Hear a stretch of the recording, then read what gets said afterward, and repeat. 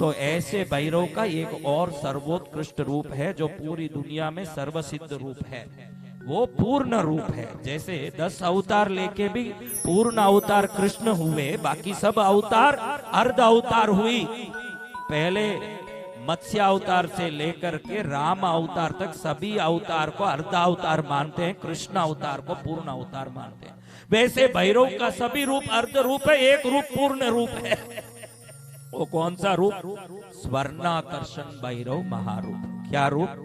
वो एक रूप में वो अपनी पत्नी 64 योगिनियां भी उनकी पत्नियां हैं भैरव की, और 64 पत्नियां योगिनी बन के खड़ी हो, भैरव गोद में बैठे भैरवी के कंधे में हाथ डाल के प्रसन्न हो रहे हो, 52 वीर और 108 क्षेत्रपाल सेवा में हो, 64 लाख प्रकार की योगिनियां वहां खड़ी हो, और 1 करोड़ 20 लाख यक्षिणियां वहां खड़ी हो, और 1 करोड़ 88 लाख यक्ष वहां सेवा देते हो, और मध्य में पारिजात कल्प वृक्ष के नीचे स्वर्ण सिंहासन पर बैठ करके भैरवी को गोद में बैठा के हाथ में अक्षय रत्न पात्र को लेके जो भी आता हो उसको अक्षय रत्न हीरा पन्ना स्वर्ण का दान करता हुआ वो पीले रंग का रूप, मात्र उसको दर्शन करने मात्र से अनंत करोड़ जन्मों की दरिद्रता नष्ट हो जाती है, वो सदा सदा के लिए समृद्ध हो जाता है। वो ऐसा क्या रूप है महाराज?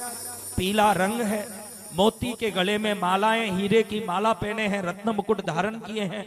भगवती भैरवी कोई भी हो पत्नी के साथ रहता तो बड़ा आनंद करता है कि नहीं भैरू जी? हाँ, जवानी में आपने कितना आनंद लिया होगा, याद करो वो दिन। शादी होते ही आदमी के चेहरे में अलग ही चमक आता, मैं सोचता हूँ कोई तेल लगाता होगा, फिर बाद तेल का चमक नहीं है तो कंवारे लोगों के मुंह में पानी आवे, ये अलग बात। लेकिन भैरव देव तब प्रसन्न होते हैं जब भैरवी माता गोद में होती है। ये भोग स्वरूप है। क्या स्वरूप है? भैरव के 3 स्वरूप, शिव के अलग जो लिंग स्वरूप है, ये सब योग स्वरूप है। और जब शिव पार्वती के साथ हैं, भैरव भैरवी के साथ हैं, ये भोग स्वरूप है। योग रूप, भोग रूप, मोक्ष रूप, मुक्ति रूप, ज्ञान रूप, सिद्ध रूप, आत्म रूप, अनंत रूप, वेद रूप, विद्य रूप, ज्ञान रूप, प्रतिरूप, प्रतिरूप रूप, शास्त्र रूप, सार्थक रूप, सत्व रूप, सिद्ध रूप, ध्यान रूप, विद्या रूप, वेद रूप, ज्ञान रूप, इतने रूप हैं। कितने रूप हैं? देवों के ये अलग अलग मुद्राएं हैं, समझोगे तब जाके ये मुद्राओं को सिद्ध कर पाओगे। तो ये इतने रूपों में ये भोग रूप है। भोग यानी पत्नी गोद में होने से भोग वैभव के साथ विराजमान है, समझ रहे हो? तो ये वैभव रूप को नमन करोगे, हमारे में भी भोग विलास आएगा। महाराज भोग गलत नहीं है, भोग की अति गलत है।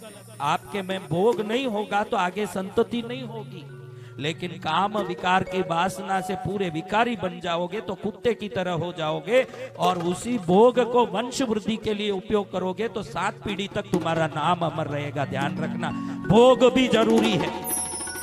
संसारी के लिए भोग, संत के लिए योग। संत योगी नहीं हो तो नालायक है। संसारी बोले के मेरे को पत्नी को हाथ नहीं लगाना, तू नालायक है। फिर संत लाया है तो संभालना पड़ेगा। क्या करना पड़ेगा? हाँ, तो ऐसे रूप को नमन करो जो समृद्धि देता है।